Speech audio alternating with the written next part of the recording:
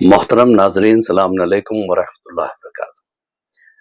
ماہ رجب بہت ہی محترم مہینہ ہے، اتنا محترم مہینہ ہے کہ اس کا احترام کرنا ہم پہ واجب ہے۔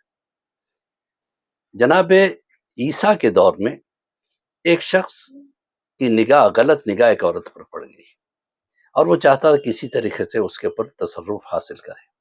ایک دن اس کو موقع مل گیا اور وہ چاہتا تھا کہ غلط کام کرے، تو دیکھا کہ لوگ چاند دیکھ رہے ہیں، تو اس نے پوچھا کیا کا چاند دیکھ رہے ہو؟ کہا رجب کے مہینے کا چاند دیکھ رہے ہیں۔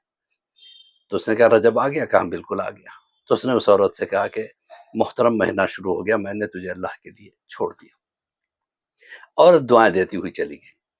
تو اس وقت اللہ نے وحی کی جناب عیسیٰ پہ، جاؤ اس سے کہو کہ میں آج تیرے اس احترام کی وجہ سے تو نے جو رجب کے مہینے کا احترام کیا اور گناہ نہیں کیا، میں نے اس کے اگلے اور پچھلے سارے گناہ معاف کر دیے۔ تو رجب کا مہینہ گناہوں سے اجتناب کا مہینہ ہے، گناہ سے بچنے کا مہینہ ہے، اس لیے کہ ہر چیز اس مہینے میں ڈبل ہو جاتی ہے۔ نیک کام بھی اللہ اس کو ڈبل کر دیتا ہے، برے کام بھی جو ہے نا سزا بھی ڈبل کر دیتا ہے۔ لہٰذا یاد رکھیں، رجب استغفار کا مہینہ ہے، رجب صدقے کا مہینہ ہے۔ اس مہینے میں اپنے لیے، اپنے حفاظت کے لیے، امام زمانہ کی صحت و سلامتی کے لیے، اور اپنے اہل و عیال کی صحت و سلامتی کے لیے، اپنے والدین کی مغفرت کے لیے صدقہ نکالنا بہت زیادہ ثواب ہے۔ اور سب سے بڑی چیز ہے، اس مہینے کی پہلی شب جمعہ جو ہے، جس کو نوچندی جمعرات ہم کہتے ہیں، اس میں 12 رکعت نماز ہے، 2 کر کے پڑھنا ہے، کہ اس کو لیلۃ الرغائب کہتے ہیں، یعنی امیدوں کی رات۔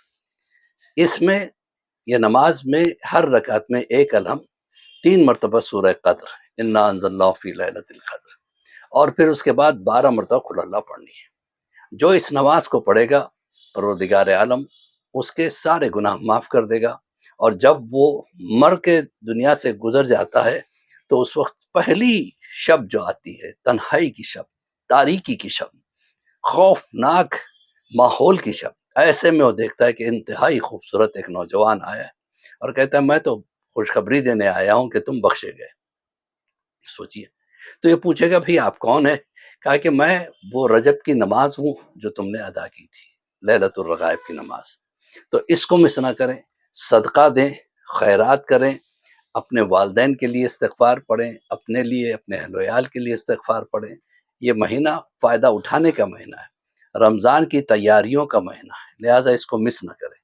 اسی کے ساتھ مولوی عباس علی خوئی کا سلام قبول کریں اور ہمارے حق میں ضرور دعا کریں۔ وقت والسلام ورحمۃ اللہ وبرکاتہ۔